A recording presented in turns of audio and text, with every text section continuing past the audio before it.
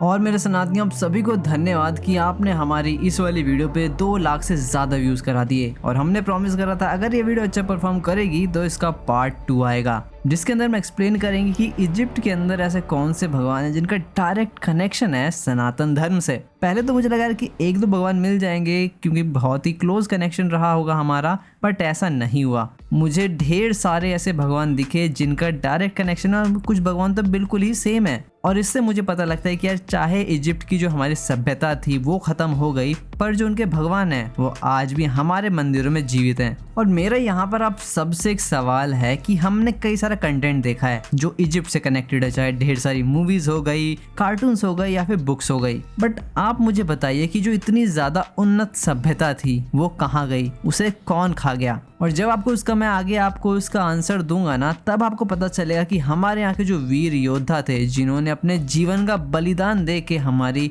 इस सभ्यता को जीवित रखा, उनका कितना बड़ा योगदान है। और सच में बोल रहा हूँ कि अगर आपने वीडियो एंड तक देख ली ना तो आपके पैरों तले से जमीन खिसक जाएगी और आप एक ही बात बोलोगे कि हमारे स्कूल्स हमको ये इतिहास क्यों नहीं पढ़ाते। तो सबसे पहले इन देवता को देखिए, ये इजिप्ट के गॉड हैं जिनका नाम है आमुन। अब पहले तो इनका कलर देख के आप समझ जाओगे कि ये कौन है, बट मैं आपसे बोलूंगा कि इनका जो नाम है ना वही काफी है इनको बताने के लिए। अब कुछ लोग इनको आमुन बुलाते हैं और कुछ लोग इनको यमन बुलाते हैं, और इसको प्रोनाउंस जो करा जाता है ना, यानी कि जो बोला जाता है वो करा जाता है यामुन। और यमुना से किनका डायरेक्ट कनेक्शन है ये तो हर एक कृष्ण भक्त जानता है। और यहाँ पर सिर्फ श्री कृष्ण जी की बात नहीं है, बल्कि यहाँ पर विष्णु जी को भी डिपिक्ट करा गया है। तो इतना सुन के आपको लग रहा हो कि यार ठीक है, तो बहुत ही छोटी सी समानता है, मतलब किसी का भी नीला कलर हो सकता है, ये बड़ी बात नहीं है। तो मैं आगे आपको और भगवान दिखाता हूँ। तो ये इजिप्ट के गॉड हैं जिनका नाम है आतुम, और अगर आप इसमें से सिर्फ टी हटा दोगे तो इनका नाम बन जाता है ओम। और जिस तरह से इनको सांप के साथ दिखाया गया है, कोई भी बता सकता है कि डायरेक्ट कनेक्शन इनका भगवान शिव से है। और ओम डायरेक्टली कनेक्टेड है भगवान शिव से,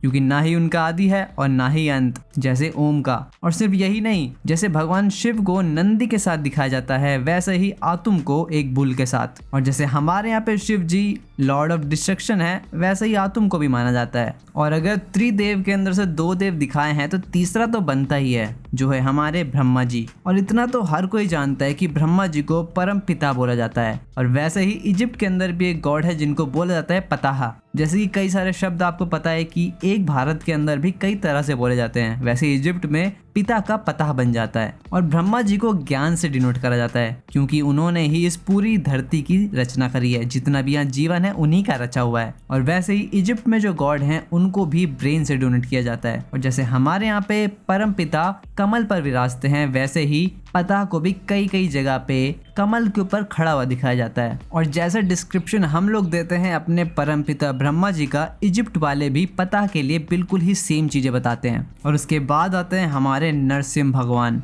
जिनको इजिप्ट गॉडेस सेखमेत की तरह दिखाया जाता है। जैसे हमारे यहाँ पे भगवान नरसिम्हा का शेर का सर था और बॉडी थी ह्यूमन की, वैसे ही वहां पर भी दिखाया जाता है। जैसे यहाँ पर उनका एक बहुत ही फियर्स अवतार होता है जो बहुत ही गुस्सैल है अपने दुश्मनों के लिए, और वहीं इतना प्यारा है अपने भक्तों के लिए, तो वैसे ही उनको भी रिप्रेजेंट करा जाता है सेखमेत की तरह। बस अंतर इतना है कि सेखमेत को एक फीमेल डीटी की तरह दिखाया जाता है, और जहां पर नरसिम्हा भगवान को चांद और पानी से डिनोट करा जाता है, वहीं सेखमेत को सूर्य और अग्नि से। और सेखमेत भी अपने डिवोटीज की रक्षा करती हैं, जैसे भगवान नरसिम्हा ने प्रहलाद जी की करी थी। और ये भगवान तो हमारे काफी डीटीज जो है मेन है, बट जो भी हमारे लेस नोन डीटीज हैं, चाहे आप नारद जी को ले लो, चाहे आप गरुण जी को ले लो, उनके भी यहाँ पर चीजें देखने को मिलती है। जैसे इजिप्ट में एक गॉड है हर्मिस, जिसको एक बगुले की शक्ल पे दिखाया जाता है, और वो एक मैसेंजर है। अब बगुले की शक्ल इसलिए क्योंकि वो हर जगह जाके मैसेज डिलीवर करता है। और हमारे नारद जी को भी बेसिकली लोग इसीलिए जानते हैं। अब वैसे तो नारद जी और भी चीजों में माहिर हैं, बट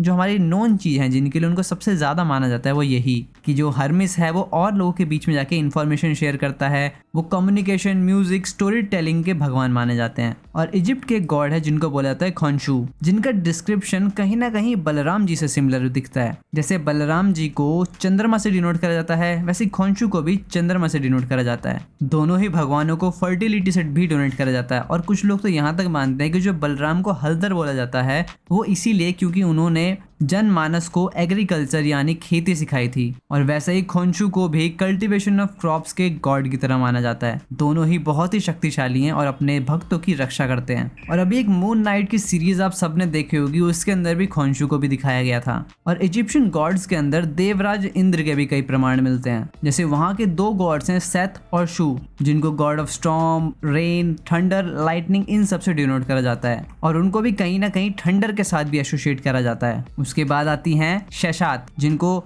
माता सरस्वती जैसे दिखाया जाता है। जैसे यहाँ पर माता सरस्वती एक हाथ में वीणा, एक हाथ में माला और वेद ग्रंथों के साथ दिखाई जाती हैं। वैसे जो शशत हैं उनको भी एक बोर्ड के साथ और उनके सर से एक पेड़ भी निकलते जाए, जिसको ज्ञान का वृक्ष बोला जाता है। और कहीं ना कहीं ये माता सरस्वती से भी मिलती हैं, क्योंकि उनको भी ज्ञान की देवी बोला जाता है। उसके बाद इजिप्ट के गॉडेस है जिनको मट बोला जाता है। और उनको कई जगह माना जाता है कि वो माता दुर्गा से काफी ज्यादा सिमिलर हैं। बहुत ही दोनों शक्तिशाली देवियां हैं। और जो मदर गॉडेस मट है उनको स्काई और कॉस्मोस की देवी बोला जाता है। दोनों ही गार्डियन डीटीज हैं और अपने भक्तों की रक्षा करती हैं। और ऐसे अगर मैं सभी देवताओं का नाम लेने लग गया तो यार ये वीडियो ही 15 मिनट की बन जाएगी और आप में से कई लोग इसको छोड़ के चले जाओगे। जैसे इजिप्ट के अंदर ना सूर्य को काफी ज्यादा महान माना जाता है और उनकी पूजा भी करी जाती है। वैसे ही आपको तो पता ही है कि यहाँ पर भारत में हर रोज यार सूर्य की पूजा होती है, जिसको यहाँ पर सूर्य को अर्घ देना बोला जाता है। और जैसे भारत में यमराज का कॉन्सेप्ट है, जो कि आपको आफ्टर लाइफ में आपने जितना भी कर्म करा है उसके अनुसार दंड देते हैं, वैसे ही